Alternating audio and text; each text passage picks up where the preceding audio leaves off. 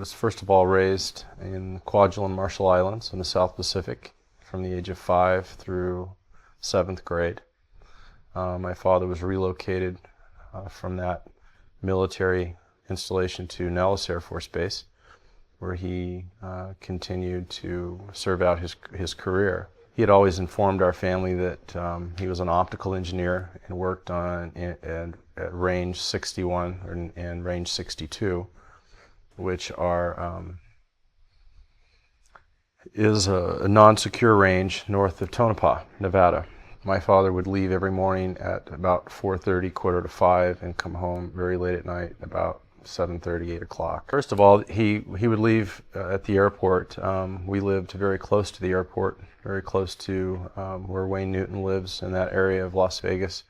And he would get on a 737 aircraft that was unmarked, that did not have any identification numbers on it. There was a number of them, maybe 5 or 6 aircraft in the fleet. And he would leave on this aircraft every morning.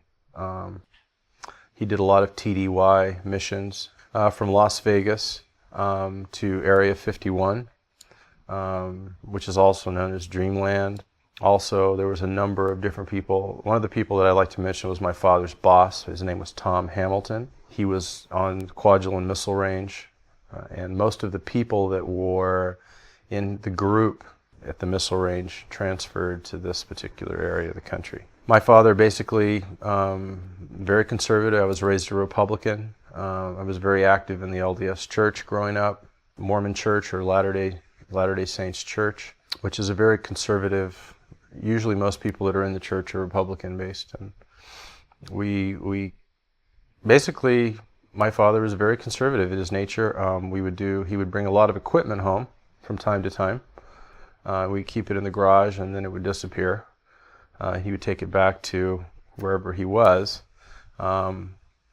This whole story really begins when, after he retired, this was in 1993, I was working in an export business and was going back and forth between San Francisco area and Munich, Germany. And my father and I hooked up over there. And it was one of the first times that I really ever had the opportunity to interact with him and to converse with him. And we sat in a beer garden in Munich, and he basically had been withholding a tremendous amount of truths. And he had come to a point where he wanted to share with me a little bit more about himself and who he was, because he felt that he had neglected me growing up. And he had told me that he'd worked at a secure installation. And as I queried him further, he talked about that he was given different technologies that were given from universities. That's what his explanation was. And that he and his team were to recreate the technologies or adapt them in certain ways. The project that he had worked on, he had been working on it for a number of years, like 5 or 6 or 7 years. And it concluded when they had tested a device that was supposed to be a new type of energy source direction. And they had taken it out into the range.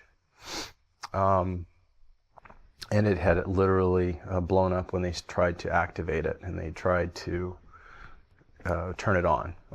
One of the things that he found interesting was that it had a lot of organic composition within the material structure. And my father isn't a very detailed-oriented person because he lives a whole life of secrets. And I think this is more of an emotional issue for me, because my whole life I thought my father was somebody else than he really was. And my parents divorced after 28 years of marriage.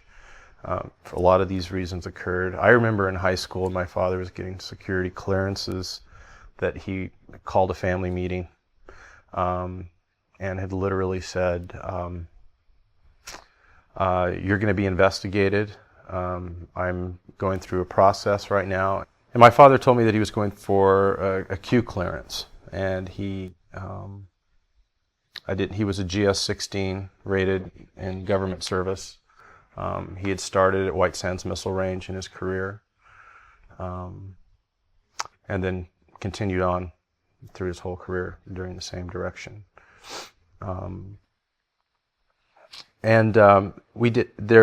My mother was working as a legal secretary at the time, and there was people that were following us from our house that were not even trying to be secret about it. They were just kind of like in unmarked police vehicles and cars like that, and we didn't really think anything of it because, my dad told us that that's what was going to happen, and that was something that was a little bit unusual that it occurred. And then there had been some other things that had occurred with Tom Hamilton. I didn't make the connection, nor did I see Tom Hamilton for years. And when I was in high school, we were finishing up a baseball game, and my father had stopped, said I wanted to go. He says, I want to go see a friend, and we pulled into a bar, and we went into the bar, and my father doesn't drink or anything like this, and I guess he felt I was old enough to go in, but when I went inside, there was Tom Hamilton that I hadn't seen since I was 5 or 6 years old, and that's when the first connection was made that Tom was still acting as my father's boss, and Tom had a severe drinking problem. He was a very heavy alcoholic, and I even remember that as a kid. And then that's what started the whole perspective of what does my father do, the planes that he gets on, what is he doing, where is he going, what kind of equipment is he bringing home. But I do remember him getting frustrated at one time when he took a bunch of equipment that he had to Dreamland, and one of the rules he told me is that nothing comes out of there. This is anything that comes in there stays there, even all the trash and everything. It's a temporary assignment of duty, I think. But he would do a lot to Dugway and to Dugway and a lot of different bases, where he would go. He says that it was developed by a university and that it was a technology, and that his group and his team were developing it further and studying it further, and that it had organic components and organic, almost like it had a consciousness. And he wasn't given the whole piece. He was only given a certain aspect of it. And I think that there was other teams working on other aspects of the same unit. And I think that was part of the security protocol to keep things segregated and not, need to know basis type of thing. And when they tried to reinvent it, it blew up.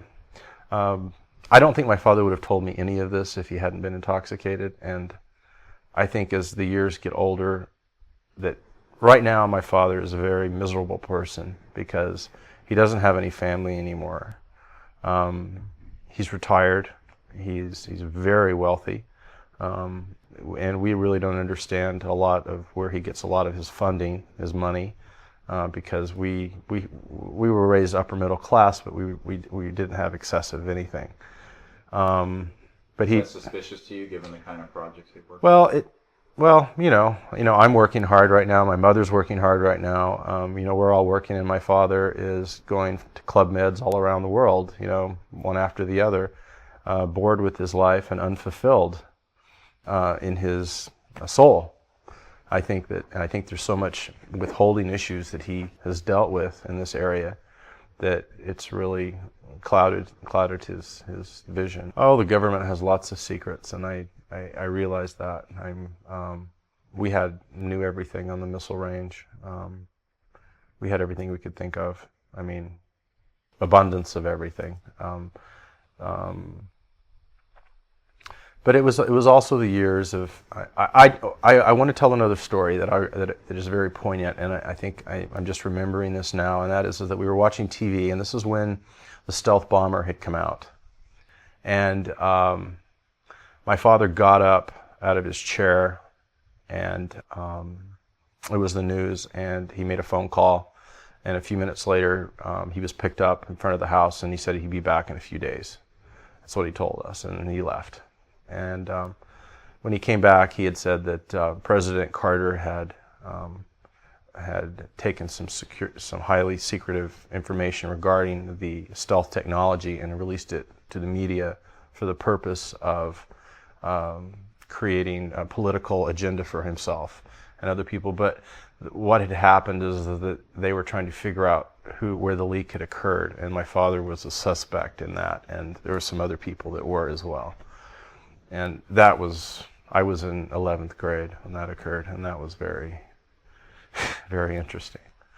Well, we didn't really operate as a family unit, being open about our feelings. Everything was kept a secret, and so that was carried on, even my mother, and so it affected us as human beings. And when I graduated school, it was very difficult to interact with people because I felt that there was a lot of discord that was going on, and what is the truth and what is a lie, and where do they come together? And so I had a lot of values about that. I had a lot of issues with that. And the way that I dealt with that personally is I just left the scene the moment that I could financially and after my education to go do what I wanted to do and just ignore him. And we really kept at a distance for quite a number of years until the encounter in Germany where he broke down to me. It's amazing that I remember some of these names like Tom Hamilton because I think he was such a main psychological visualization of somebody that I would see a number of years apart, and he was always drinking martinis, and he was trying to cover up the pain, and that's the way I look at it now. It's like there was a pain that he was covering up, being involved with all of this, and his son Timothy, that I kind of saw later, a number of years later, had a lot of the same issues that I did with my father. Didn't really interact with him. A lot of secrets, a lot of separation. But my father had a lot of access. I remember going up to secure areas on Range 61, which is just east of Tonopah. It's mostly that whole area east of Tonopah. And he had all the keys and all the codes and special badges, and he would we'd go through locked security gates and then take government trucks and government vehicles. And I was always amazed because my father wasn't a military man and really despised the military. Didn't really respect a lot of the upper ranking officers. He would always say, Mr. Edwards or somebody, I don't like him, or he always had something negative to say. So there was always contention going between the civilians and the military. Who did he work for exactly? The civil service. So what branch? He was a GS-16, which is a government service rated, which I think it's an equivalent to what like a lieutenant colonel would be, if you were to compare them. And he did have some sort of authority in that direction. Air Force, or who was he assigned? Air Force. I think it just really added up when he started telling me that he really wasn't the optical engineer that he had told me he was, and that he was involved with a number of different scientists, and he had a part in this team to create a new energy source, and that's what they were doing. I think that it had to do with the promotion that he had. It was called a Q clearance, but and it did change a lot of markings on his badge. He had a badge and it had his photo on it, and there was a number of squares that went all the way around it, and for years there was only certain squares filled in. And then when he received this other clearance, then there was all of them filled in except just a few that weren't filled in. So I don't think that he had complete access. Well, there's a whole range of experiences as well. It's in the literature from military people who have had encounters in flight and been vectored to chase unidentified objects. People who have official positions whose job was to know about possible extraterrestrial visitation and to do something with it. people within government. And those are the more credible sources because they've had hands-on, first-hand experience with all of this.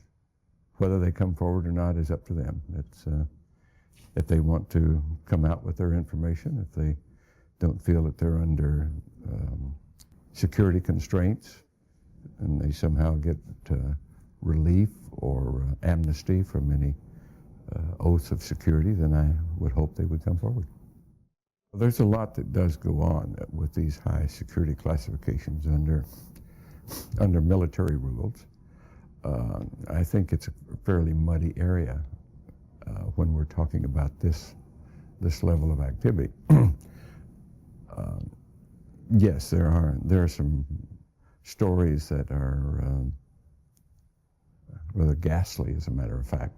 Now, I can't validate those. I don't know that they're necessarily true. But like many other stories, they put fear in the hearts of people, and that's perhaps why many of the people don't want to come forward. Well, my interest basically is what's the nature of the universe we live in? What is our relationship to the larger reality? If that's a part of the larger reality and we're denying it, that to me is unconscionable. I don't live that way. If I went into space to learn about the universe we live in, to get new insights, to go beyond the boundaries of our known existence. And if these phenomena are really indicators of new information about the cosmos at all, and intelligent life in the cosmos, and our ability to travel in the cosmos, as circumstantial evidence would suggest, then we ought to get to the bottom of it. It's just my curiosity that drives me. There seems to have been, over the last 50 years at least, and more, a great deal of secrecy surrounding the so-called UFO event. It's a very complex subject. We're not dealing with something that's very simple here. If we take well, we have sightings of all sorts. We've been reported thousands and thousands of sightings for 50 years or so. Large numbers of those sightings are indeed misperceiving natural phenomenon in some way. But a large number of them are not misperceiving. They seem to be well-documented events that represent flying craft that do not match anything we have in an earthbound arsenal, which is very short of saying we have validated in the public domain that they are ET craft. We have to rely upon that to get better answers. We have to rely upon people who have been there and interacted, have first-hand data. The only people I know of that claim to have been in that position are former intelligence, military, and government people, and some contractor people, whose official duties in the early days were to investigate this and know about it. Those people were under at that time great restrictions and high security clearance that prevented them from telling the general public about it. It would appear that period is long past, but they're still under security restriction, or at least believe they are. There have been ET visitation, there have been crashed craft, there have been material and bodies recovered, and there is some group of people somewhere that may or may not be associated with government at this point, but certainly were at one time, that have this knowledge and have been attempting to conceal this knowledge or not permit it to be widely disseminated. Cannot answer that. I cannot answer who are these people, but there's a lot of evidence that points to what I call a clandestine group, people who have some quasi-affiliation with government, and use certain government facilities, but operate in a rather very stealth and secret way that is not generally under high-level governmental control, as far as we can tell. Yes, there has been ET visitation, and may continue to be. There has been craft that have been recovered. There has been a certain amount of reverse engineering that has allowed some of these craft or some components to be duplicated, and that there are humanoids from our planet, Earthlings, who are utilizing some of this equipment in certain ways, and that perhaps a large part of the activity that's classified as UFO activity, abductions and a whole host of this type of activity, may very well not be due to ET activity at all. I would suspect if any is due to ET activity, it's a rather small part, and that a larger portion is due to humanoid type activity, Earthling type activity, in a very clandestine fashion. Well, I will stop short of attaching motivation to this. I don't know the motivation. But if it's normal human motivation, it has to do with power and control and greed and money and so forth. Those type of craft, humongous, very, very large craft, the size, so-called, or reportedly, the size of many football fields, that would be very hard to manufacture, conceal, and operate from an Earth base. It would seem, if that account is true at all, it probably would have to be something beyond this realm. I think it's long past time to open this up to the public because they don't know what to do about it anyhow. I do not see anything that suggests really malevolent intent on the part of, if there are ETs at all, and I have to place the caveat, if there are ETs at all, I don't see anything that represents hostile intent. We see things that, like abductions, for example, that many would claim are hostile. To the extent that that may be true, I would more likely attribute it to some other cause. There is evidence, there is a mountain of evidence, if you will, that essentially amounts to smoking gun evidence that has not been and seemingly cannot be brought forward at this point, at least not by the powers of government, or not by anything I know about. But it seems to exist. There is disinformation. The question of has it been kept secret, or how could it be kept secret? It hasn't been kept secret.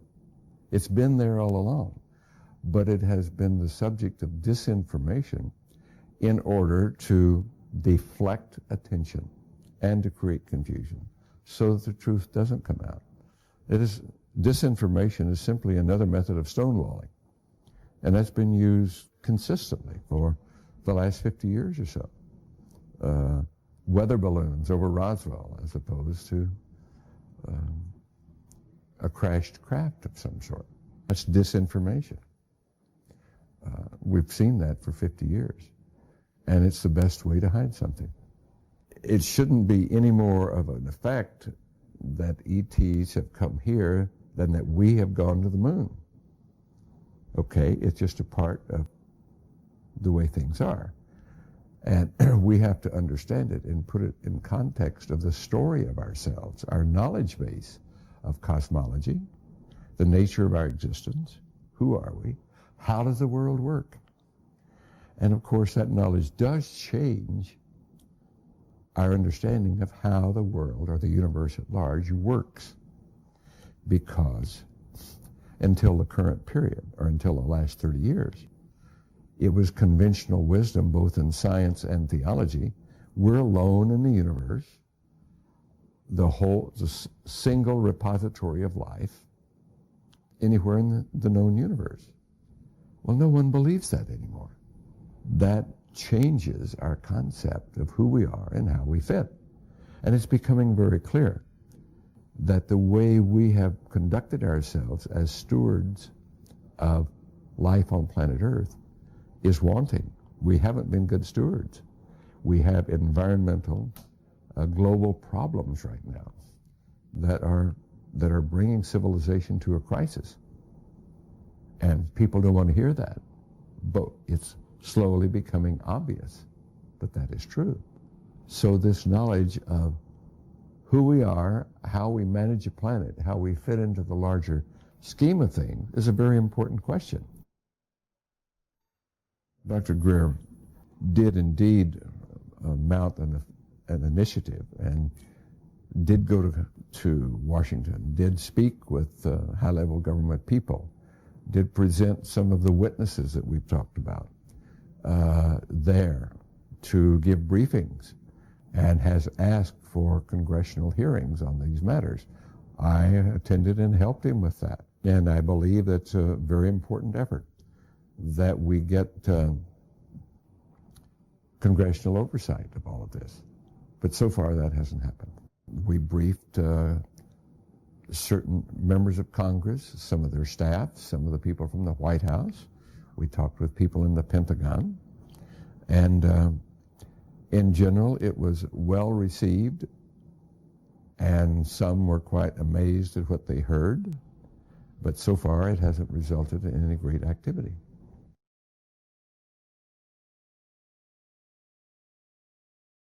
To some people, yes. Others, not really so much. But I will say it led me to the belief that people in high-level government have very, very little, if any, information, valid information about this. Most have no more knowledge than the man in the street. Representatives from the intelligence section, they were out of the loop of the things we're talking about. Oh yes, it's a very great concern. I have expressed this concern over and over. That's exactly what I'm saying, is that whatever activity is going on, to the extent that it is a clandestine group, a quasi-government group, a quasi-private group, it is without any type, as far as I can tell, of high-level government oversight. And that is a great concern.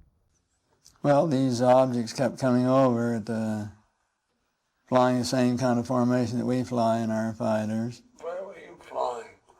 We were flying in Germany, and we were flying F-86s. And they would come over and do the same maneuvers that we make, except every once in a while one of them would go zip. And you just can't do that in a fighter, a conventional fighter. Was this on radar or was this visual? No, it was on visual. You could see them from what started was the weatherman was tracking a weather balloon, and he saw these objects with his binoculars. And so that started people getting out and looking at them, and then we decided to put some airplanes up and see what they were. But we couldn't get to them. They were higher and faster. In 51, about 1951. Do you think the Russians had that kind of technology back then? No. So how close would you say you might have gotten to them? I mean, you definitely determined that there were objects that were under intelligent control, or was it? Well, yeah, they weren't just random. They were flying fighter formations, very definitely under positive control. They're just typical saucer shape, double lenticular shape, metallic looking.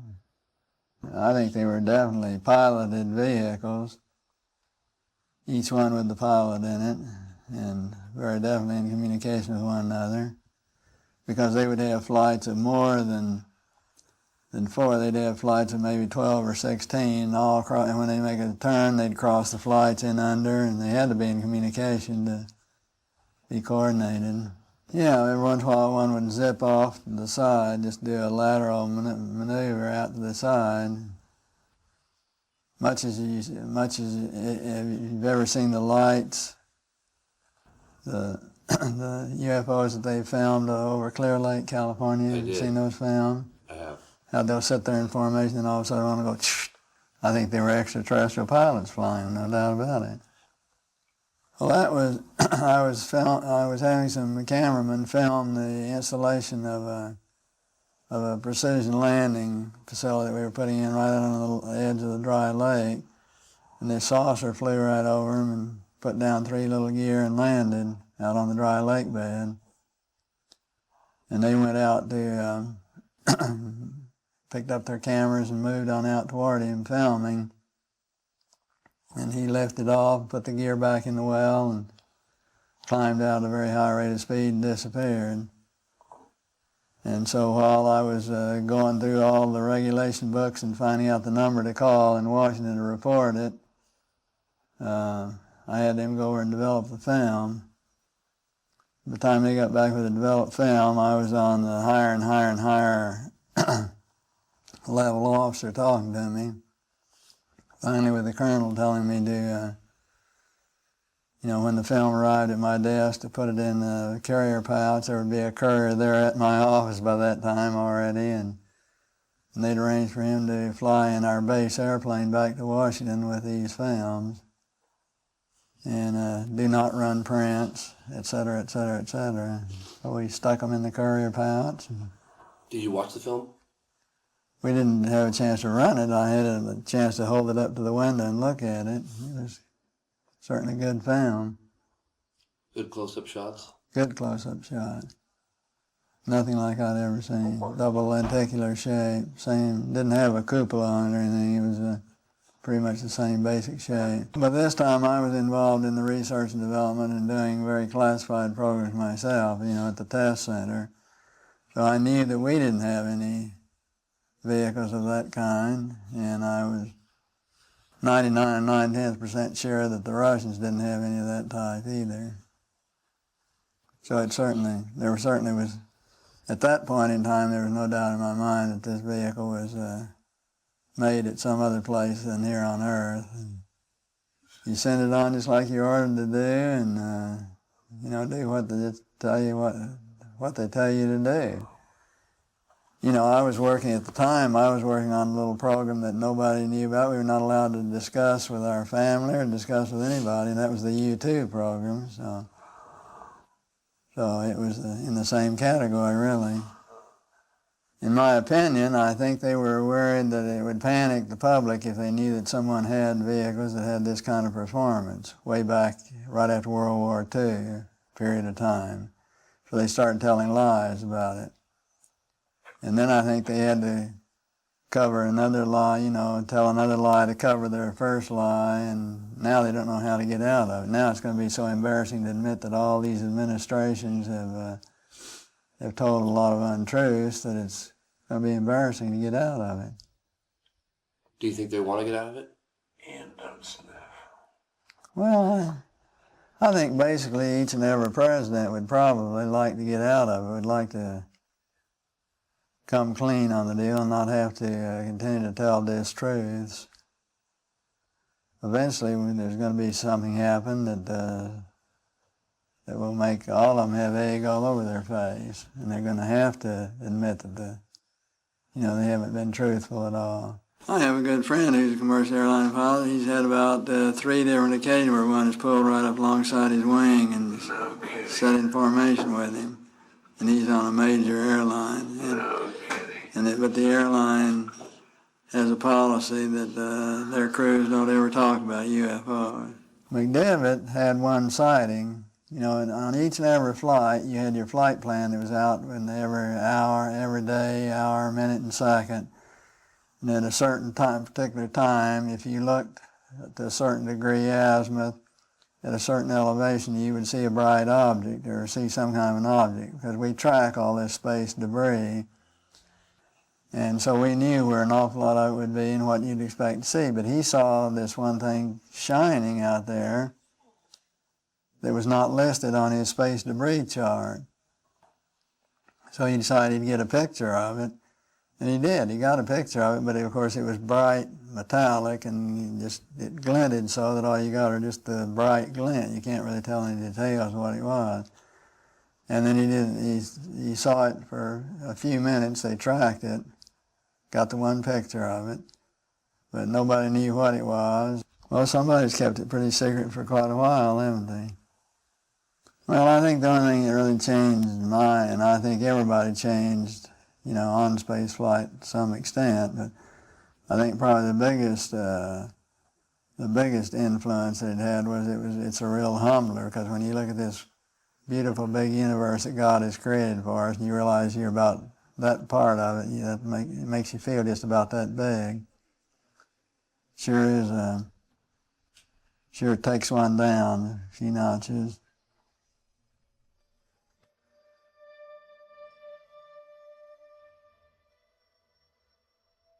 Actually, we were very favorably received at the UN, and Kurt Waldheim was very interested, and he agreed that he thought it'd be a good idea to form a committee and to do the investigation at that level.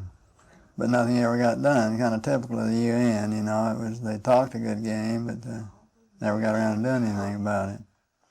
By NASA's own figures, there are some 400,000 other planets out there that could be habitable. And I just can't believe that God would habitate this one planet only and leave all these others barren. In my personal opinion, based on no facts at all, I just feel that we're out here in the hinterland of all the galaxies. We're way out in the sticks, and that a lot of these other galaxies are closer to one another, and I think they probably have a lot of travel to and from them. Once in a while, we'll get a few travelers, stragglers, or more distant ones come through from distant other galaxies. We should form a group at the UN level to start gathering information from around the world, and when you get sightings and information and investigations, actually let it be handled and coordinated from that level, because there were a lot of countries that had information, and there were a lot of countries like Russia is now. The government of Russia now works directly with the civilian UFO groups. And you have a difference from country to country to country, but have all this information come together and be correlated in one place would really be a benefit to really try and determine what is real and what is fake. Just thinking about what we could do from a technical point of view, some of them may be remotely operated. They may be radio controlled, so to speak, like we call unpiloted vehicles. Some of them may be that.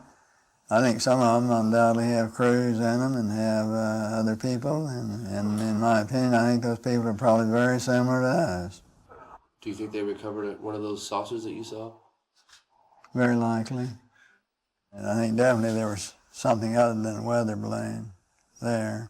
Well, I think the truth has been very submerged in all the lies that have been told. I'd like to think they reversed engineered it and did something with it, did some benefit with it, which would be the logical thing to do. Did you ever did you know where that footage went of the flying saucer that landed on the tarmac? Went to Washington, that's all that I know. Did you ever keep in touch with anybody about it or discuss it? How would I keep in touch with anybody about it? There's no way within the military or within the government of keeping track of something that is classified unless you're directly involved in it, and I was not. So I had no way of knowing what happened to it. Was it included in part of the Project Blue Book investigation? No, it was not. And that was one of the complaints I had about Project Blue Book, which in my opinion, Project Blue Book was totally a whitewash. There were a number of other things on Blue Book that I had occasion to know about that were not included in Blue Book either. Well, that was one of the reasons we did the U2 program the way we did it, was because we hadn't put no classification at all on it, because when you classify a program, then a congressman or a senator think they can go out and tell the whole details. They're privileged to be able to do that. Totally trample all over security and tell the details about whoever they want to. Didn't classify it all, and until Powers was shot down, the world really didn't know about U2s, or at least in the United States. In my opinion, I think they are coming from some other planet. I think there's no doubt in my mind. I think they're for real. I think eventually we'll find out that there's regular travel here on this Earth from other planets. I think we have a lot of potential learning from them if we can just set up the schedule of how to go about doing it. I think they're just the same as we are, just a little higher, a little further, and a little faster. I work principally as a conceptual artist. Most of my clients are in the defense industry, occasionally work directly for the military, but most of the time I work for civilian corporations that are defense contractors. They build weapon systems and things for the military.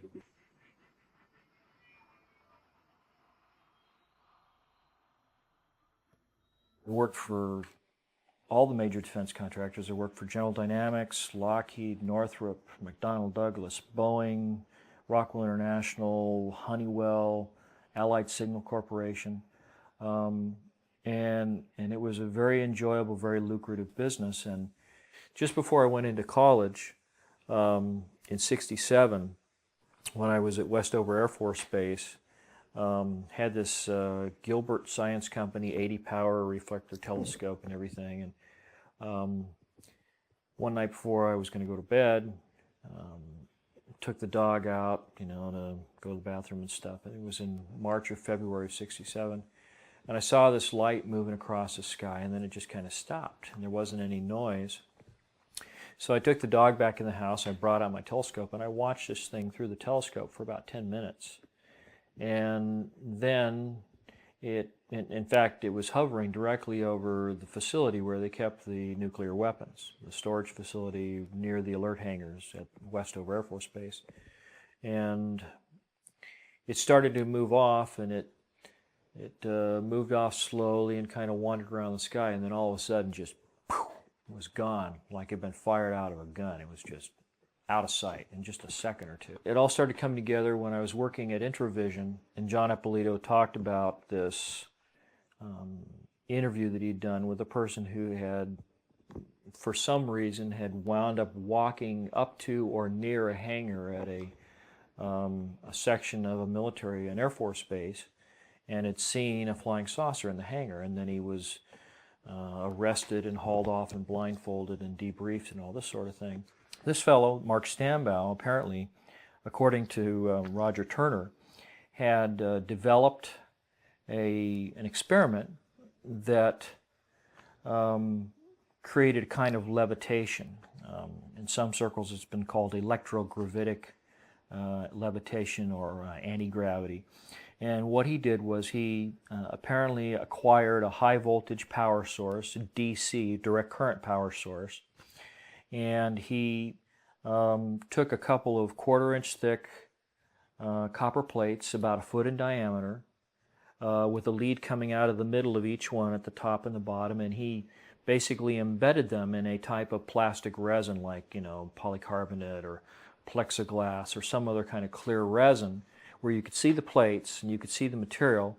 Apparently did everything he could to get all the little air bubbles and stuff out of there so there wouldn't be any pathways for the electricity to break down the material and arc through there. And the experiment was to see how much voltage you could put on this capacitor. This is a plate capacitor in this arrangement. How much voltage can you put on this thing before the insulating material begins to just break down? Well, according to Roger, he got up to about 1,000,000 volts and the thing would begin to float. But it floated in accordance with principles that have been described in a patent that was filed back in the late 50s, early 60s by a gentleman called Thomas Townsend Brown. He and another individual by the name of a Dr. Beefield, he had been a student of this Dr. Beefield, and this effect became known as the Beefield-Brown effect. Well, he apparently duplicated the experiments done by Beefield and Brown, but the one aspect that they found about this arrangement was that the levitation would always occur, or movement would occur, in the direction of the positively charged plate. So if you had two plates, one's negative, one's positive because it's a direct current system. And if you have the positive plate on top, it would move in that direction. If you had it on a pendulum, it would always swing in the direction of whatever direction the positive plate was facing. Beefield Brown had even done some experiments in the 50s where he had put a couple of these type of capacitors on a like a little pivoting point. And these things would spin as you charge them. I got a call from a kid that I had known at Art Center, a fellow by the name of Brad Sorensen. And he apparently had seen the magazine, recognized my name, and contacted the art director, who gave him my phone number, and he called me up. And it turned out that he had gone to work for a design firm in the Glendale, Pasadena area of California.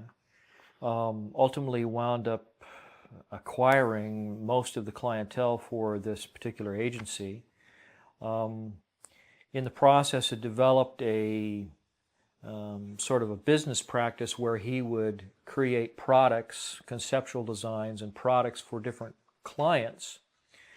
And the way he structured his business, he would set it up so that if he came up with some new and novel design, something that was patentable, the client would pay to have the patent secured, and then he would agree, if the patent was in his name, he would agree to license it exclusively to them and no one else, and then they would pay him royalties. So he got his clients to pay for all his patents, and then he had all these royalties coming in, and he was a millionaire before 30. And this is Brad Sorensen coming back to me, 8 years after school, and we're talking, and he's telling me all these interesting stories. And so there was an air show that was coming up out at Norton Air Force Base, which used to be an active Air Force base right on the eastern fringe of San Bernardino in Southern California. It's about 50 to 70 miles outside of Los Angeles, due east of Los Angeles, right along, or just north of Interstate 10. And I suggested that we get together and go to this air show, and I'd heard that they were going to have a flyby or a flying demonstration by the SR-71 Blackbird, and he seemed to know a lot about that, so I said, well, let's do that. Well, it turned out the last minute the magazine Popular Science came back again and said that they had some really, really crazy deadline for another illustration. They wanted to know if I could do it over the weekend, have it finished by the following Monday or Tuesday. So I had to beg off on this air show. But Brad had already made arrangements to go by himself, and he was going to meet me there, but he was going to bring one of his clients with him. And it turned out that this client was a tall, thin, white-haired man with glasses, with an Italian-sounding last name, and was already a millionaire in his own right. He was in civilian life again after having been either a Secretary of Defense or an Undersecretary of Defense. But Brad wanted me to meet this gentleman. And if I'd known this at the time, I probably would have told the magazine to wait, because I had no idea at that point what I was going to be missing out on. And believe me, I've kicked myself ever since, because the following week, after Brad got back home and called me up and told me about the air show, he told me about what he had seen there. And apparently right about the time that the Air Force flying demonstration team, the Thunderbirds, were planning to begin their show, this gentleman that Brad was with said, follow me, and they go walking down to the other end of the airfield, away from where the crowds were, to this huge hangar. That's at Norton Air Force Base. I don't remember the building number, but it's got to be one of the largest hangars in the Air Force inventory. In fact, on the base, it was called the Big Hangar. It looks like 4 giant Quonset hut-styled hangars that are all connected in the middle, with shops and work areas out around the edges, and there's sort of a divider in the middle. But they can work on several of these C-5s in these hangars all at the same time. They can just drive them right in underneath the roof with their tail sticking out, the doors, and work on them inside, away from the weather and the heat. So this gentleman took Brad down there, and there was a cordon of military police around the hangar, and he walked up to one and he said, what do you want? Why are you here? And he says, I'm here to talk to the guy who's running the show. And so the guard goes in, out comes the same guard with a gentleman in a 3-piece suit, who immediately recognizes this fellow that Brad is with, this fellow who I speculate was probably Frank Carlucci. They go inside, and immediately after getting inside the door, this fellow apparently passes Brad off as his aide to this fellow who's managing this exhibit that's going on inside this hangar. And this exhibit is for some of the local politicians who are secured for or cleared for high security information, and some of the local military officials.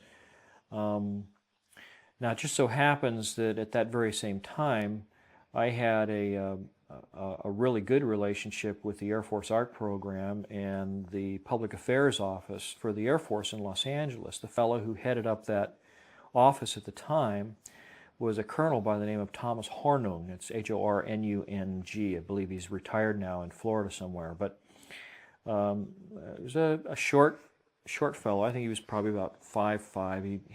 He sort of met the minimum standards to get into the military because of his height, but very nice fellow. And I believe that he was probably the individual who did a lot of interfacing with the services to make this show happen, along with the assistance of, at that time, Congressman George E. Brown Jr., who at the time was the chairman of the Congressional Committee on Space Science and Advanced Technology. So you see all these things coming together, and then when you hear what Brad described in the hanging, you start to understand why it was so significant. Well, as soon as they walk in, Brad is told by this fellow that he's with, there's a lot of things in here that I didn't expect they were going to have on display, stuff you probably shouldn't be seeing, so don't talk to anybody, don't ask any questions, just keep your mouth shut, smile and nod, but don't say anything, just enjoy the show. We're going to get out of here as soon as we can. So in the process, the host or the person running the show was very engaging to or with the gentleman that Brad was with, and so they bring them in and they're showing them everything. And in the process of this exhibit, they had a number of, I guess you'd call them high-tech, advanced technology hovercraft that employed different types of little trapdoors that would open and thrust would come out and blow them around, and you could fly, several feet off the ground with these things. There was the losing prototype from the B-2 stealth bomber competition. They also had what was called the Lockheed Pulsar, nicknamed the Aurora, and it was described as being a large, sort of a flattened out football shape, all black, all covered with tiles, very much like the space shuttle. Had 3 landing gear, had two large main gear underneath the aircraft, 2 tires on each side, and a long spindly sort of nose gear under the nose, very, very long.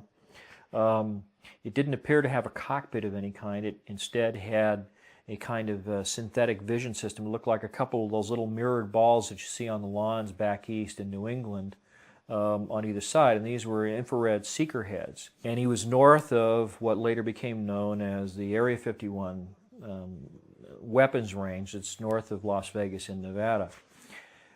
Said that he came out of the clouds middle of the afternoon, and below him and to his left was this black diamond-shaped aircraft, flattened football shape. But this one had a cockpit on, a little canopy, had a vertical stabilizer above and vertical stabilizer below, and it had a couple of little like NACA ducts for the inlets for the jet engines, and then a couple little openings in the back, kind of like the ones on the stealth fighter, where they spread the exhaust stream out so that it disperses the heat, allows the heat signature of the plane to be dropped off dramatically so they're not susceptible to heat-seeking missiles and things of that kind. But this pilot, in recounting the story to Hal McCormick, says that he called his ground controller and said, "Why didn't you tell me there's other traffic in my area? Why didn't you tell me that there's somebody else here?" And they said, "Well, because there is nobody else there." And he said, "Well, the hell there isn't. I can see him right here, and the plane looks like this. It's black and diamond-shaped and has 2 tails." And with that, this thing banked away from him, hit the afterburners, and took off and disappeared in the clouds. And the next thing that happened was he got a call from the ground control unit, which just had a tower at Nellis Air Force Base, and it said, "Divert to Nellis, land, stay in the aircraft, don't depart the aircraft, Someone will meet you there. So he immediately diverted to Nellis, landed the plane, waited until some MPs came out, and they took him out of the plane, handcuffed him, put him in the plane, and then they spent several days talking to him about the aircraft that he did not see. And so this all kind of came full circle for me. But the thing that Brad said when he described this Aurora type aircraft in this hangar, along with these other unusual vehicles, was that it employed a very unusual kind of technology. That it had two propulsion systems, not just one. That there were engines inside the fuselage of the aircraft that had trap doors that would open up so that it could fly using these internal engines. And then when it would get up to, say, 2.5 or 3 times the speed of sound, where the air coming over the top of this aircraft is compressed and superheated and really, really hot, forming the shock wave coming off this aircraft, that they had a way of closing all of these exhaust chutes and these inlets for these I guess there were 4 engines inside the aircraft. And there was an external type of pulse detonation engine that would operate, and there was a kind of shallow ridge that ran laterally across the belly and the backbone of the aircraft at the widest part. There were no wings and no tails on this aircraft that Brad had seen in the hangar. But along this ridge were all these little tiny orifices, these little, looked like fuel injectors pointing outward into the airstream directly behind this ridge. I mean, if it flew this way, they would point towards the back. And the idea was that as a supersonic shock wave would form over the front of the aircraft and it would separate from the surface of the aircraft right where that little ridge was, they would spray fuel into the superheated, highly compressed air, and it would explode. It would spontaneously explode. And as it did so, it would expand between the tapered afterbody of the vehicle and the shock wave that came off those ridges. So it was like an exhaust cone turned inside out, and it would pinch the back end of the vehicle and shoot it forward at speeds of something like 10 or 15,000 miles an hour. I mean, just incredible, faster than a rifle bullet, basically. And that was part of the reason the whole thing was covered with these ceramic tiles, is to protect it from melting when it's flying through the air. The other thing that he said about that aircraft was that it had these circular launch tubes in the belly of the vehicle, each of which carried a single cone-shaped nuclear-powered or conventionally loaded warhead in a reentry vehicle that could be guided into precision and individually guided to targets. And the way the system operated was just absolutely beautiful and elegant and simple. And they had a tile on the outside with explosive bolts holding it in place, and it was flush with the tiles on the belly of the vehicle. And up inside this tube was this cone-shaped reentry vehicle pointing nose down, possibly having a kind of a sabot or a 3-piece spacer in there that would hold it centered in the tube. And then directly above that and behind it was another circular tile, and then behind that was a big coiled spring. And what they would do is they would fire off the explosive bolts. The spring would push this reentry vehicle out of the tube. The sabot would fly away in pieces. The thing would stabilize in the airstream. If you ever want to see this, take a piece of paper and curl it up into a little cone, put a little, like a fishing weight in the nose, and toss it out the window of your car when you're doing 60 miles an hour. And it stabilizes just perfect, and then it'll fly away from the car. But that's how they would launch these things, and then the spring would slam this tile down into place, and instantly you'd have perfect aerodynamic efficiency again in just a fraction of a second. So you could spit these things out. The tiles, probably explode when the explosive bolts go off. The sabot was probably fiberglass, something that would be harmless coming back through the atmosphere, because they fly at extremely high altitudes. But these things had the ability to be just about anywhere in the world in 30 minutes after launch, with the capability of 121 nuclear, probably 10, 15 megaton weapons, a tactical type nuclear reentry vehicle. And then there was the question about how many of them were made. So this this aircraft has been seen on a number of occasions, particularly coming in and out of Beale Air Force Base, which is up near, I think it's Modesto, or actually I think it's northeast of Sacramento. And it used to be the big base for the SR-71 Blackbird, which eventually was sort of decommissioned. One day when I was talking with the people at Lockheed, particularly a gentleman by the name of Tom Keaton, who was working in their Calabasas division at that time. That's where all the meetings were in their facility in Calabasas, California. He said that they were developing this artwork as a new version of an existing aircraft. And he went on to describe this existing aircraft as being one that had two propulsion systems. He didn't describe what it looked like, but what he said was that they had had a recent problem with the operation of this first generation aircraft. He didn't call it, the F-19 or the Aurora or anything, just said it had two propulsion systems. But he said that the pilot was going to land at a facility north of Nellis Air Force Base in the desert, that the weather apparently was bad. He was going to divert to Edwards, and then he had a problem transitioning from one kind of propulsion system to the other. Didn't specify what they were, but of course this all comes later when you hear what Brad had to say about what he saw in the hangar at Norton Air Force Base.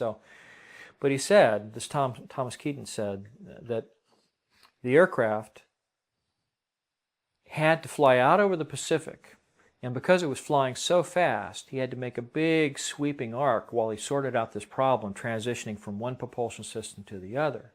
And by the time he was ready to turn around with the corrections made and come back, he was over Hawaii, and it was only 15 minutes later.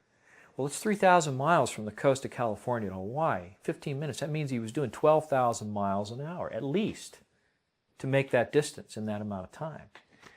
So obviously, then there were all of these stories about what people thought were double sonic booms or earthquakes or something, that when you tracked all the seismic activity over Los Angeles, there was this perfect pathway going over Los Angeles that crossed, or basically made a connect the dots kind of illustration between the Pacific Ocean, Los Angeles, Edwards Air Force Base, a facility that Lockheed had near Bakersfield, which I can't recall the name of now, and then of course the Area 51 facilities north of Nellis Air Force Base. So it was like they had three options of where they could land: Edwards, this other interim facility that Lockheed had, and then Area 51. So getting back to Brad's story at Norton Air Force Base, one of the other things that he said was that after they showed them all of this aircraft and all these little hovercraft and the flying wing and all this thing, he said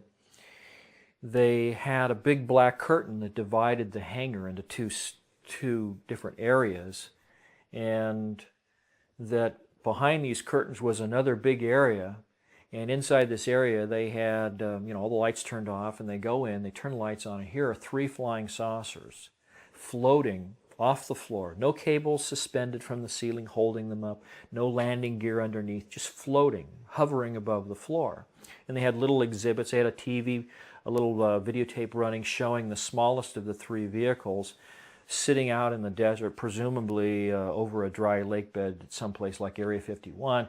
And it showed this vehicle making three little quick hopping motions like that, and then accelerating straight up and out of sight until you couldn't see it, and completely disappearing from view in just a couple of seconds. I mean, just boom, no sound, no sonic boom, nothing.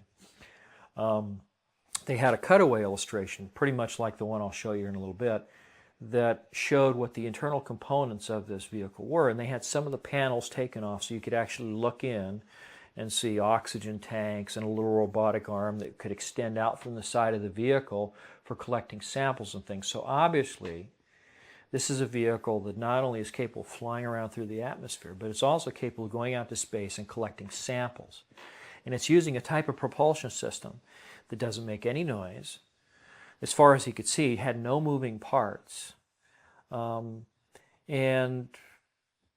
didn't have any exhaust gases or fuel to be expended. It was just there, hovering. So he listened intently and collected as much information as he could, and when he came back, he told me how he'd seen these 3 flying saucers in this hangar at Norton Air Force Base. And on November 12th, 1988, it was a Saturday, and he said that the smallest was somewhat bell-shaped. They were all identical in shape and proportion, except that there were 3 different sizes. The smallest, at its widest part, flat on the bottom, somewhat bell-shaped, had a dome or like a half of a sphere on top, and then a little ledge around that, and then sloping sides like a skirt, and then the flat bottom. And the sides were sloping at about I'd say about a 35-degree angle from pure vertical. And the panels that were around that skirt were what had been removed so that he could see, these big oxygen tanks inside. And he was very specific in describing the oxygen tanks as being about 16 to 18 inches in diameter, about 6 feet long, and they were all radially oriented like the spokes of the wheel.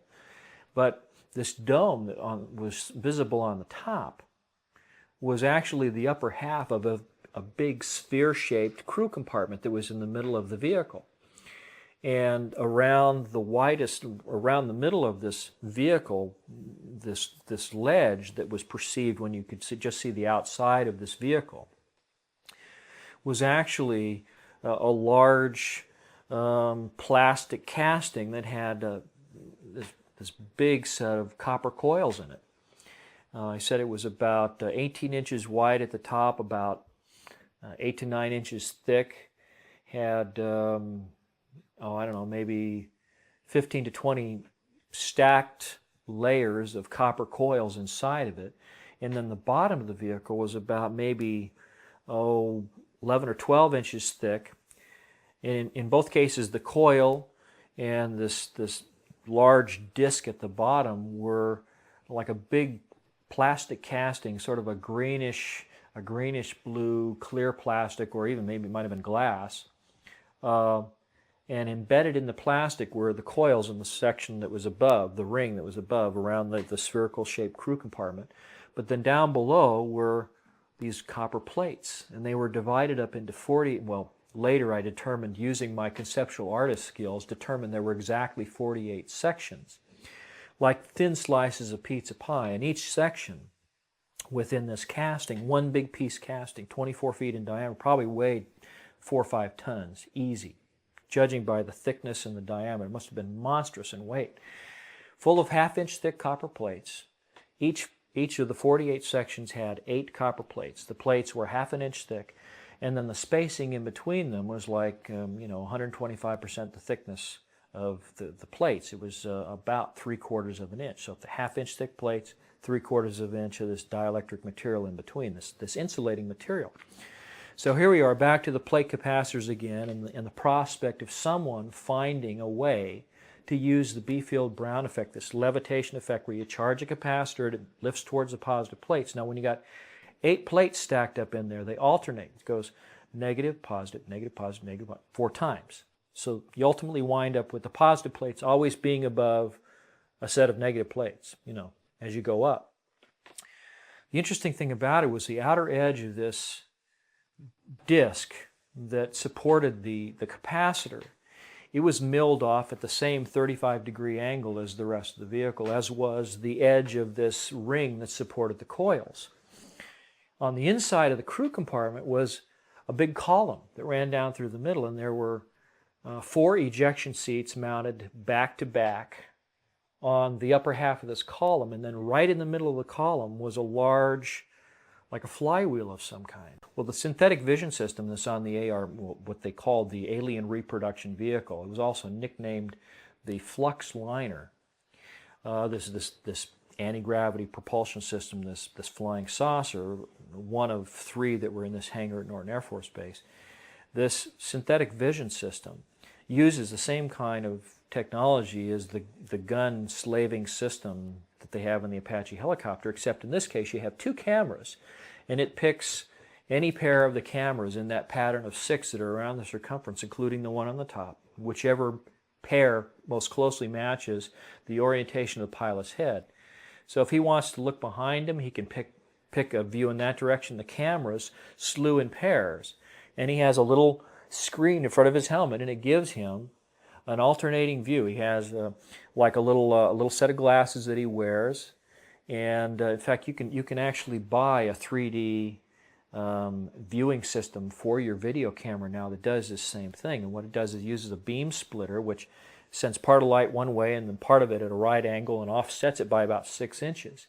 And then it has an electronic shutter in there that uses these like a liquid crystal type material that darkens and becomes transparent at intervals of about 60th of a second or a 30th of a second.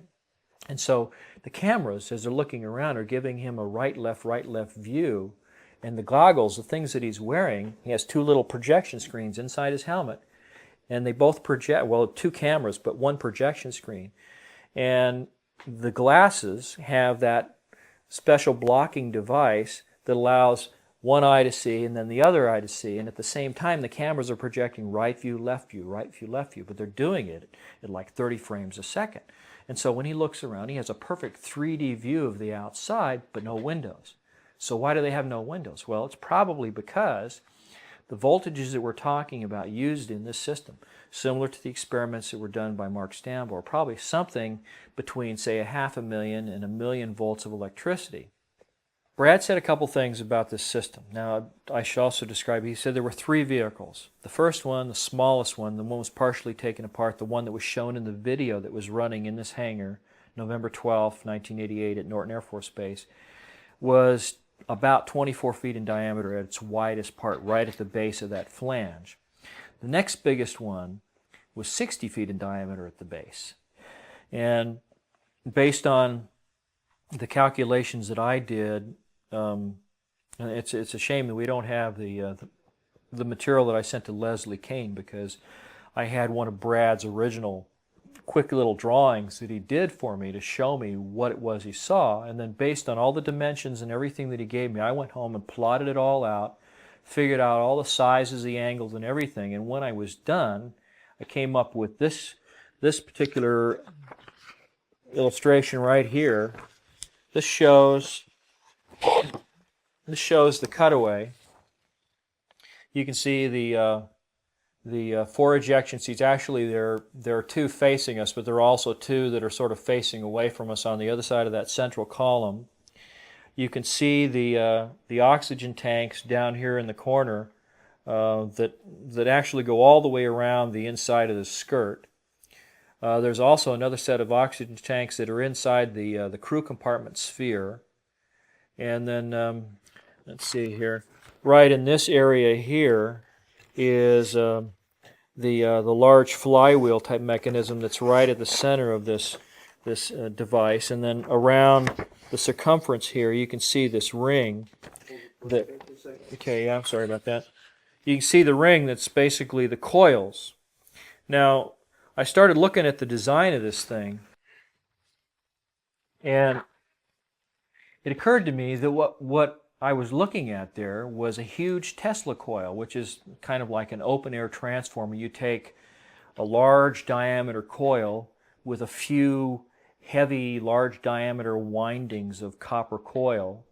It's like a big, like a donut-shaped coil, or a toroidal coil is what it's called, a toroid, like a donut. And you, say, have maybe 100 windings in this coil, and then in the middle of that coil you have a column with several hundred windings, maybe a much finer wire. But what happens is when you throw electricity on this large diameter coil, it creates a field, and the field is itself shaped like a big invisible donut. And the field lines in this toroidal or donut-shaped field that's around the electrified coils, the field lines are all in planes that are radially oriented, just like the capacitors. And so what happens is you have a transformer. You put a certain amount of electricity on the few windings in the large diameter coil, and what they do is they induce, through inductance is the electrical term, they induce a much higher voltage of electricity on these many, many windings that are on that central column. It's like a transformer. You get step up or step down, which means you can go from, say, a low voltage with a very high amperage or amount of electricity flowing through the wires, and you can change that to a very high voltage with low amperage or a low amount of actual voltage, but the potential, the punch behind it, the voltage, is much, much higher. And that's what this system does, is it takes electricity, according to Brad, 2 large 24-volt marine-style batteries, these deep charge type marine batteries that they use on, these big boats in the military and stuff. You basically use that to somehow put an alternating current through these windings. You step up that electricity through the secondary coil that's on the column in the middle. You get this extremely high voltage. You can selectively put the voltage on any of these 48 capacitor sections. Well, why would you want to do that? I mean, if you're using just a normal Tesla coil, you usually only have maybe 1 or 2 capacitors in the whole system. But you're talking about a different type of capacitor here. You're talking about capacitors that are made up of plates that are shaped like long, thin triangles. And they're all radially oriented, just like the spokes of the wheel, just like the oxygen tanks, just like the field lines from that large diameter coil. So you begin to realize as you look at this system, if you're an electrician or you just somebody knows a little bit about Tesla coils and the way that they're set up, you begin to realize that the orientation of the components is really the key to making the system work. Why so many different capacitor sections?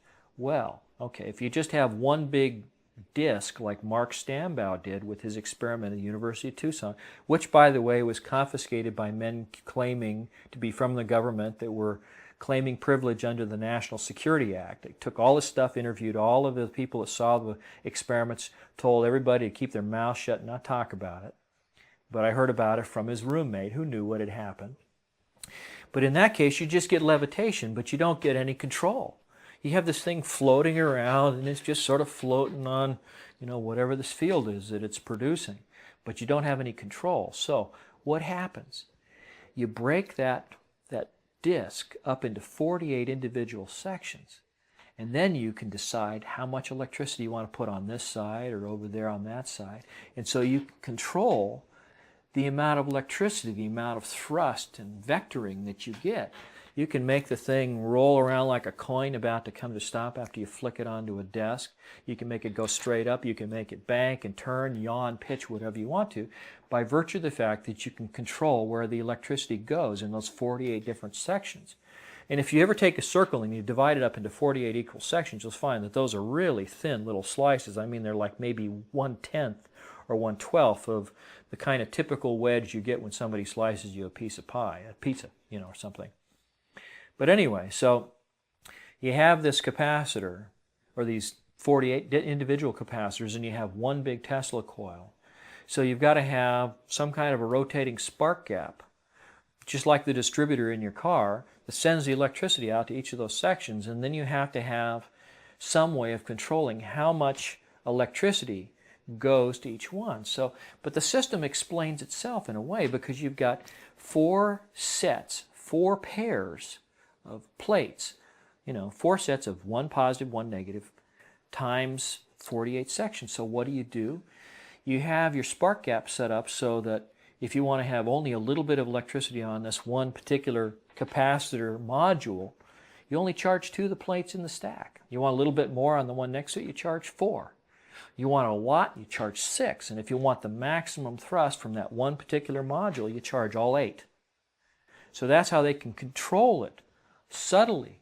They can get it to do whatever they want to. Now, Brad, when he described the control system, said that on the one side, there was this big high voltage, what they call a potentiometer. It's like a rheostat, like a big controller. It allows you to put progressively more electricity through the system as you push the lever. Now, on the other side of the control system, there was a sort of a metallic bar that came up like a stork's neck, and at the top of it, or right at the very tip of it, was a sort of metallic-looking ball. Well, attached to that ball was a kind of a bowl that seemed to just hang off the bottom of that ball. It just almost like it was magnetically attached to it.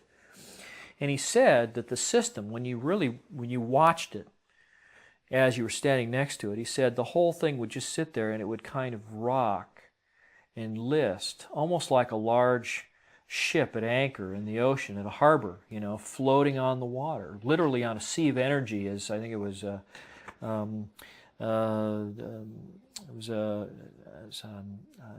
Dr. Morey did experiments with different kinds of energy, something that may have been scalar energy up in Utah back in the 20s or the 30s, I believe it was. But he wrote a book called The Sea of Energy, and he describes this type of energy. And Brad said that when this thing was moving around, that the system wasn't energized to its full strength, and so components inside of the ship were still subject to some influence by gravity. And he says as it would start to list in one direction, that bowl, because of the influence of gravity, would swing in the same direction. As it started to tilt, it would slide over, and it would power up the system on that side, and it would bring it back to a righted position, all by itself, completely unmanned. It would sit there, and it would correct itself just while it was sitting there. Well, not too long ago, about 2 years ago, I came across an article in, I think it was NASA's publication called Tech Briefs. And in this system, in this article, in this one of these issues, I found a system that had been designed and patented by a couple of scientists working at Caltech in Pasadena under contract with, I believe it was a Jet Propulsion Laboratory in NASA. And they had developed a whole computerized network of sensors and systems and computers that was all linked fiber optically. Well, why would that make any difference? Why would you want to have a system that's all linked fiber optically? And the reason is that if you find a way to control gravity and maybe reduce the mass of a vehicle, the very thing that makes it float, if you find a way to reduce the mass of the vehicle and propel it at ungodly speeds, like in the video where Brad said it hopped 3 times and then phew, took off like a shot, if you're able to do that, then what are the other side benefits of that? If you've somehow found a way of tapping into this scalar field, this zero-point energy, if what the scientists believe is true, that the zero-point energy is actually what keeps the electrons around the atomic structure of everything in our universe, so it keeps them energized, it keeps those little electrons spinning in their different clouds around the nucleus of every atom in our world, keeps them going, keeps them from crashing into the nucleus like a satellite orbiting the Earth that gets pulled into the atmosphere by gravitational drag. Well, if you have a way of interfering with that interaction, that absorption of zero-point energy by those electrons, then they begin to slow down. And every atom in the universe is just like a little gyroscope. It's got all these electrons spinning around the nucleus, and they have kind of a gyroscopic effect, which is the effect we called inertia and mass.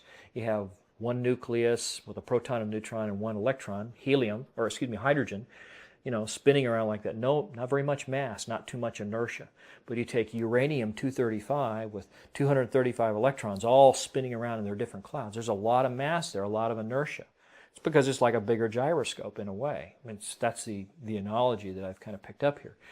But if you have a way of interfering with that absorption of zero-point energy so those electrons become de-energized, they begin to slow down, the effect of that inertia, that gyroscopic effect, begins to drop off, and the mass drops off too. Even though the atomic structure is intact, even though it's still there, it's still uranium, but it's not as heavy. One of the things that Einstein said was that you could never accelerate anything up to and past the speed of light, because if you did so, you would have to have all the energy in the universe, because as you accelerate through space, mass increases. And one of the old films showing this concept shows a train going faster and faster towards the speed of light, but the train keeps getting bigger and bigger and longer until the engine just can't pull it, so it can't ever pass the speed of light. But what if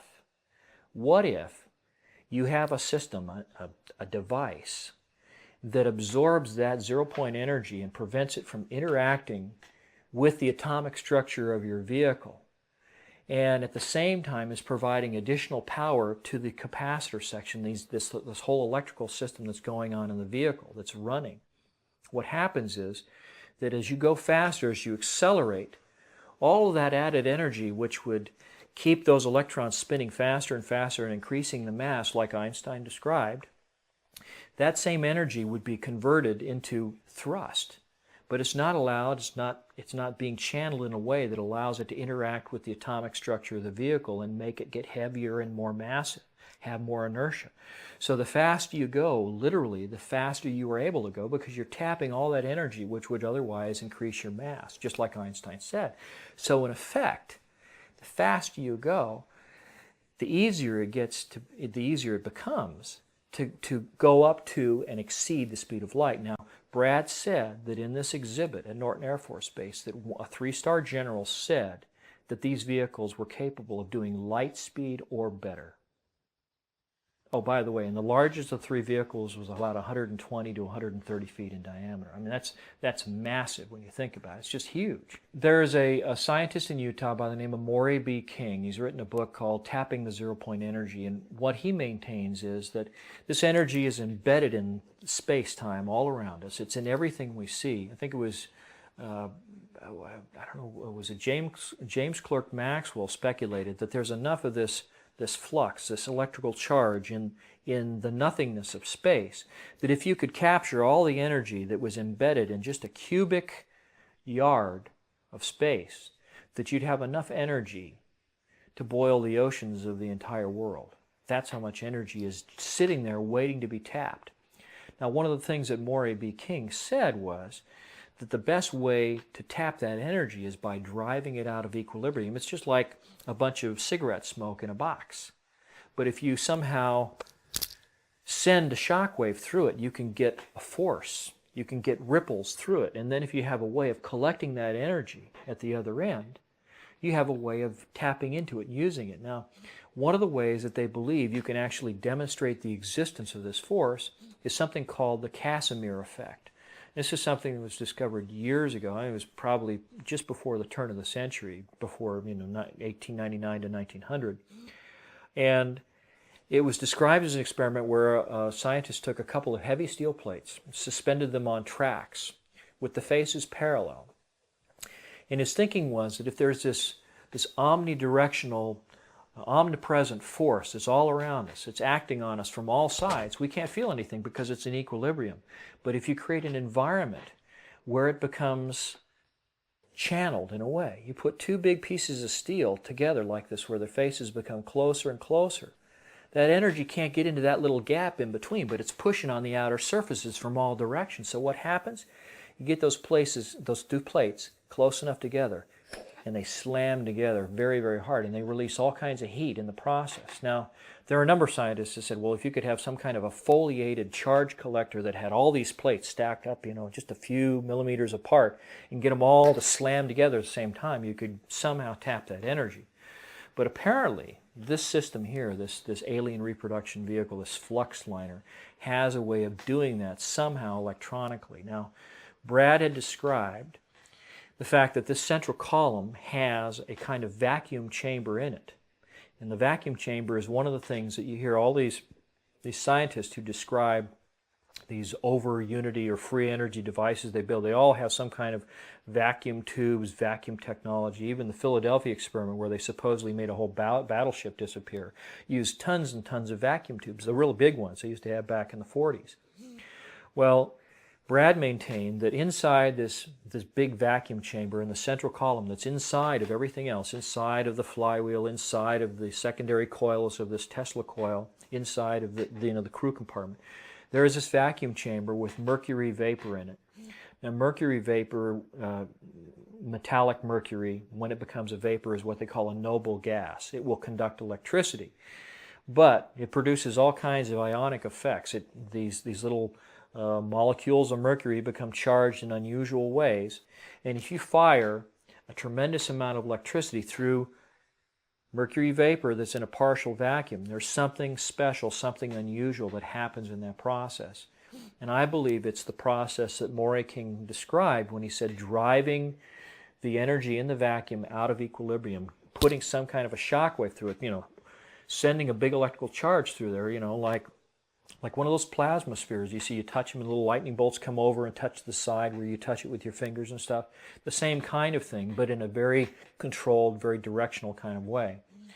Now, the other thing that I believe happens here is that as this system begins to tap into this zero-point energy and is drawing it away from the local environment, the whole craft becomes lighter in weight. It becomes partially mass canceled, if you will, which is one of the reasons why just a little bit of energy on the capacitors can shoot it all over the place. Now, I talked about this article in Tech Briefs where they were developing a whole system that was all linked by fiber optics. It allows you to evaluate and control computers and different systems. Well, one of the things that I believe that happens is when you take a system like this and you fire it up and everything in the system starts to become mass canceled, the next thing that happens is that the electrons that are flowing through the system also become mass canceled. And what does that mean? It means that as that system and all the electrons flowing through that big Tesla coil become mass canceled, it also becomes the perfect superconductor, which means the efficiency of the system goes right through the ceiling. So you get dramatic efficiency, just like the whole thing was dunked into liquid nitrogen or made out of pure silver or pure gold, which at certain temperatures are perfect conductors.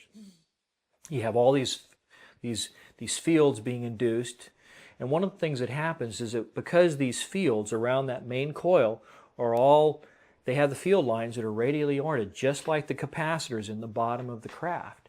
I believe that what happens is you wind up on a very microscopic scale, you wind up with the same thing that you have in that little toy I described earlier, the Newton's cradle, where the little ball bearings go back and forth, except in this case, you've got all this electrical potential, all these electrons that are sitting in the capacitor sections.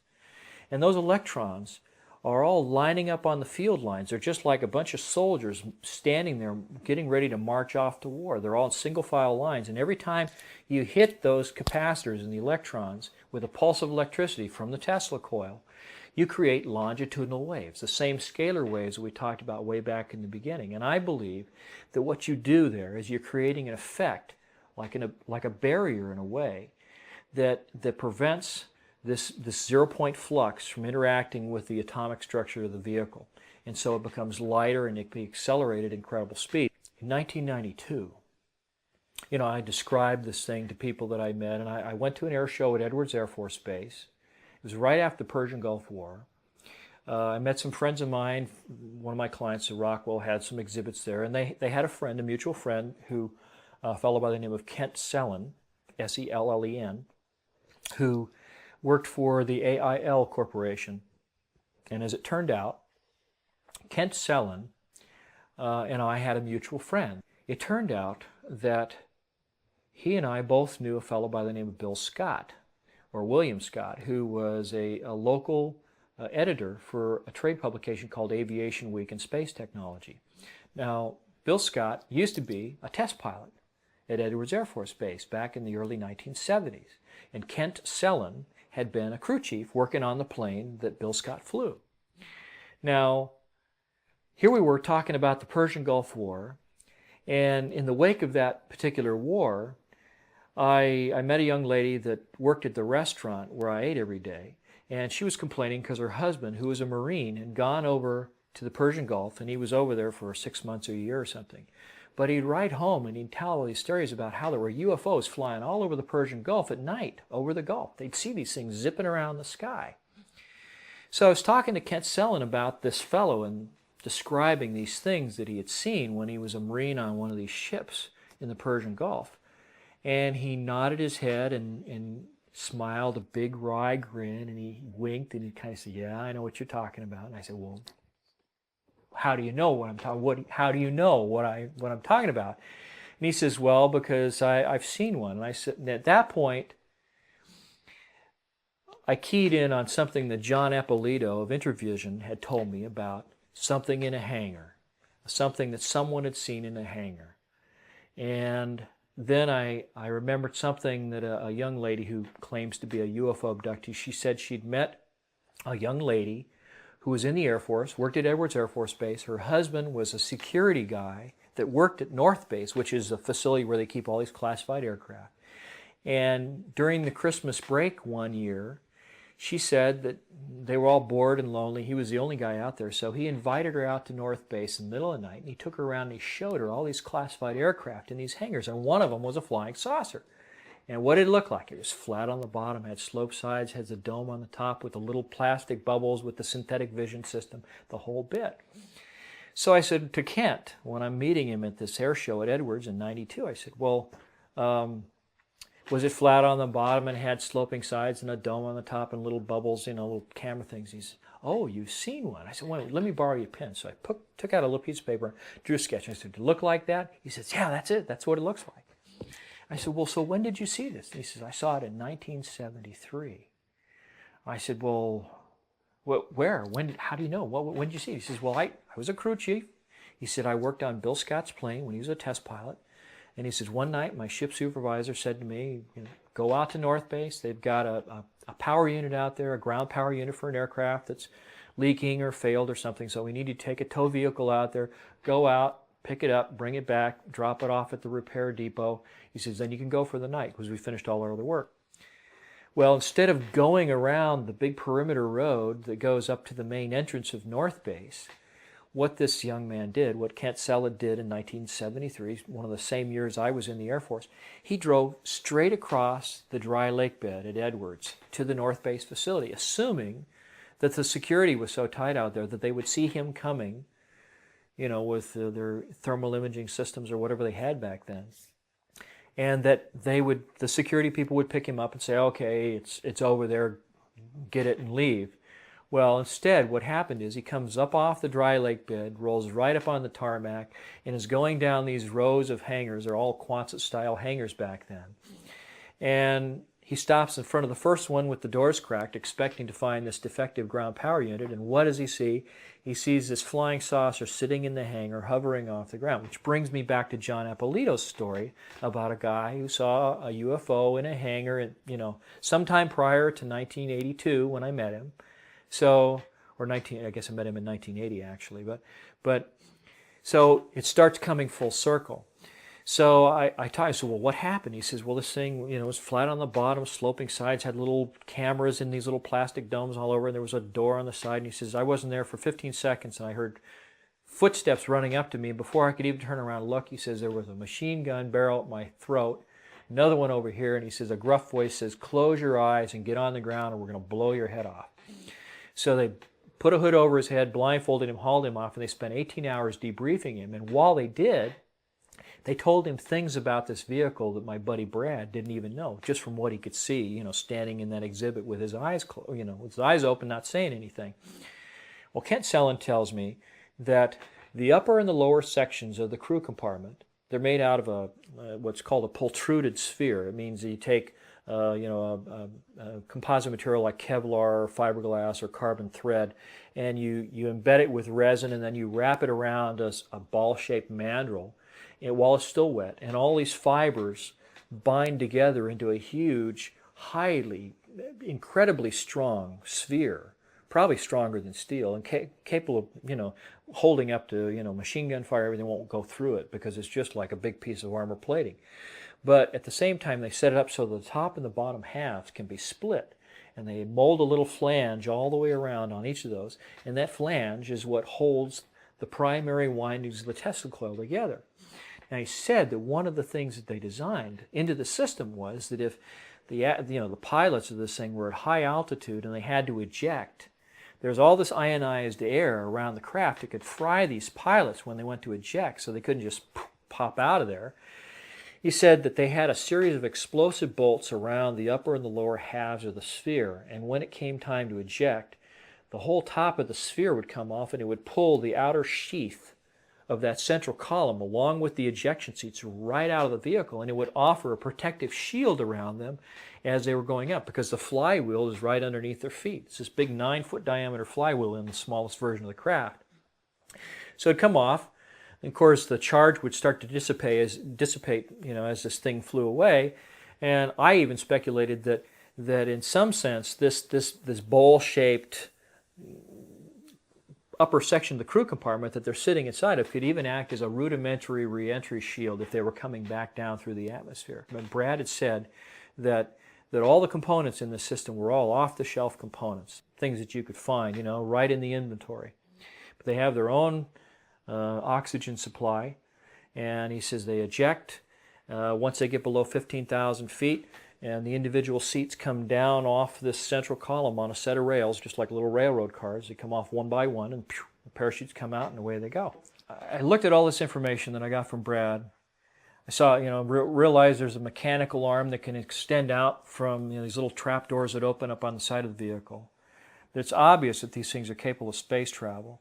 And then I remembered something that he even denies telling me now, but 10, 15 years ago when I was first talking to Tom Bearden, one of the first things that he ever told me when I was talking about scalar effects and, you know, what it was and what it does and how does it work and are the Soviets weaponizing this technology, all these things that he was speculating about, one of the things that he said, just off the top of his head, probably didn't even realize the significance of it at the time, and he since has denied saying it.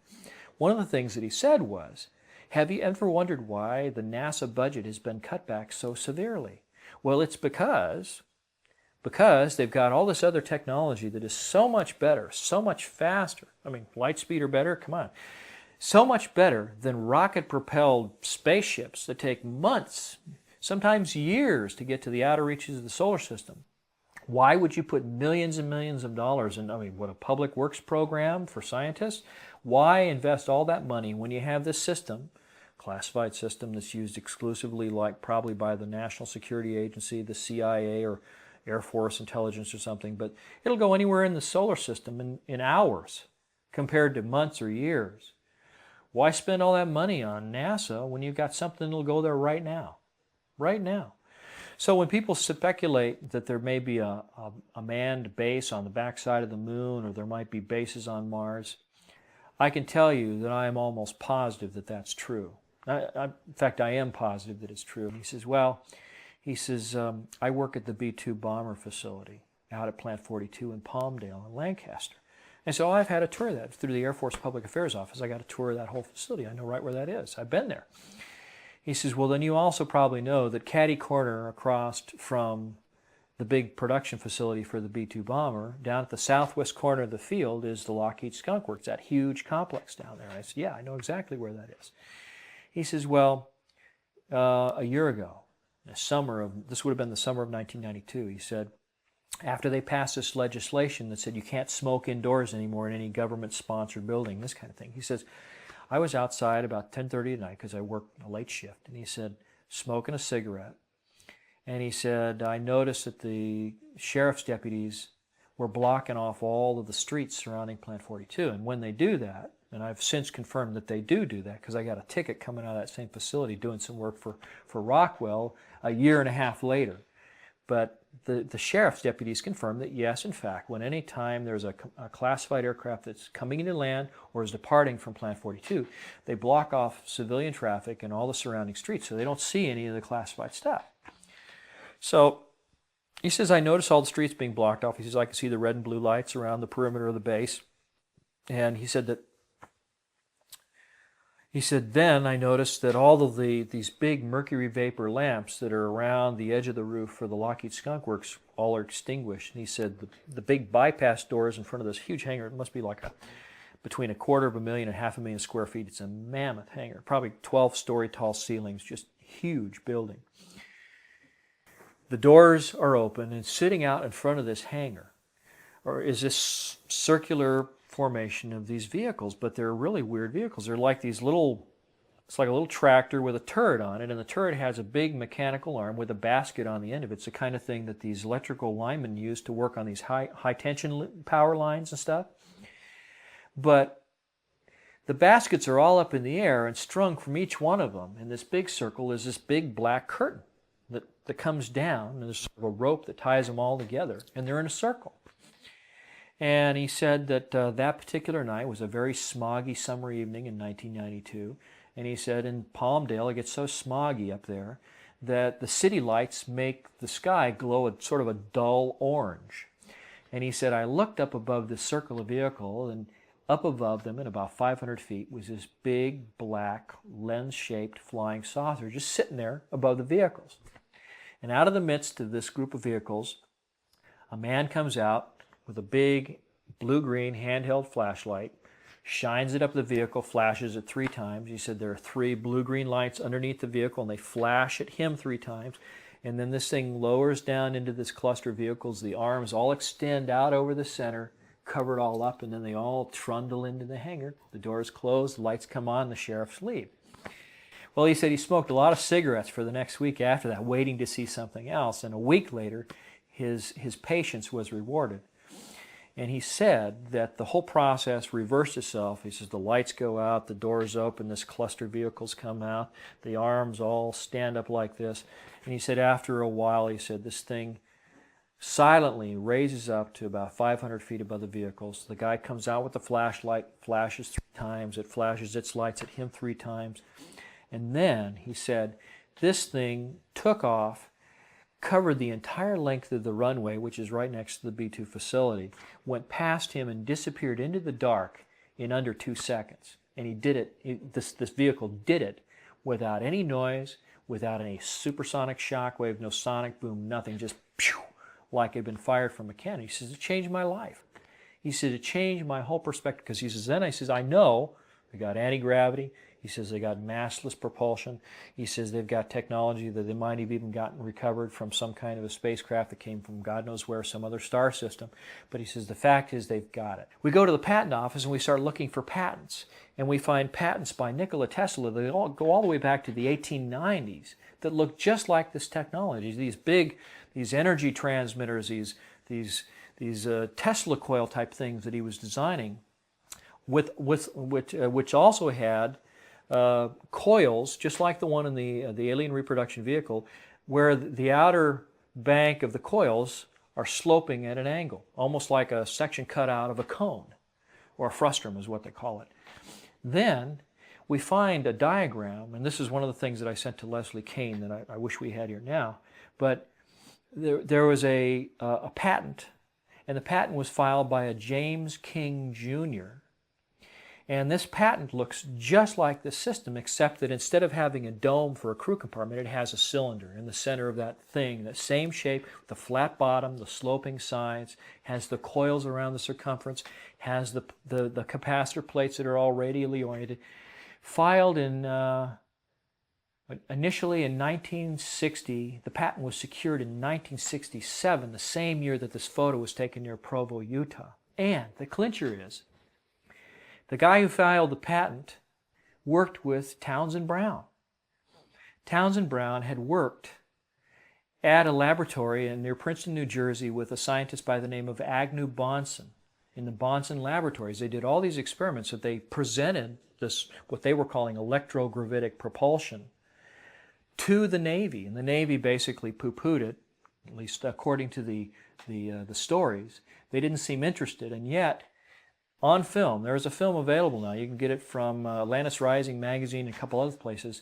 There is some video that was converted from the 16mm film that was shot by Agnew Bonson's daughter. It originally was called Daddy's Laboratory, and it shows all these experiments that Bonson and Thomas Townsend Brown did, along with their assistant James King, who filed the patent, that show little discs, levitating and shooting off sparks and stuff.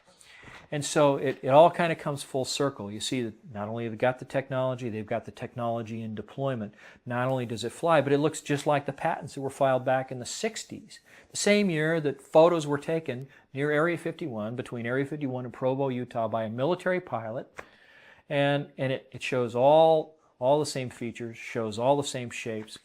And so the bottom line for me is that regardless of whether you understand all the fine points of the technology exists. There are people that have seen it. I've seen these things myself.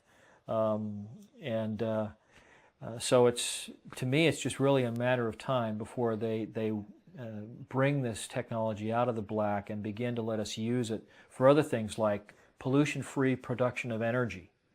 Big one. Big environmental saver. You could probably take a couple little things that look like those flying saucers and put them around a crankshaft and use them to drive an engine. Pollution-free, no use of fuel. Probably have to shield it against all the ionization, but you could probably find a way to do it. I'm sure you could find a way to make an electrogravitically driven motor, electric motor. The only other thing I could say is that when I was talking about the fiber optic control system, that's also one of the things that goes back to the original Roswell account, that there were all these little fibers with light going through them, and they couldn't explain what this stuff was. Well, Of course, we're talking about right, fiber optics. right. Okay, well, why would you need a fiber optic system in a spaceship? Well, okay, if suddenly everything in the vehicle suddenly becomes mass canceled, and even the electrons become mass canceled, it means that all of the telemetry that's going through your system is going to go out of haywire. It's going to be like suddenly the system goes through a phase change and everything's superconducting.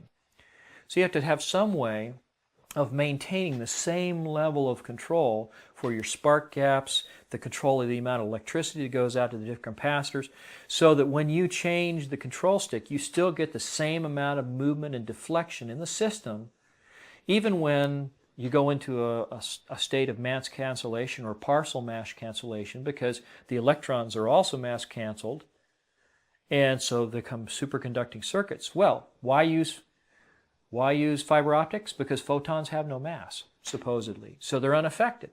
So it means that any information, any telemetry that you send back and forth to your computer, it doesn't matter if the computer functions at a superconducting level, because it just makes it faster, more efficient, smarter.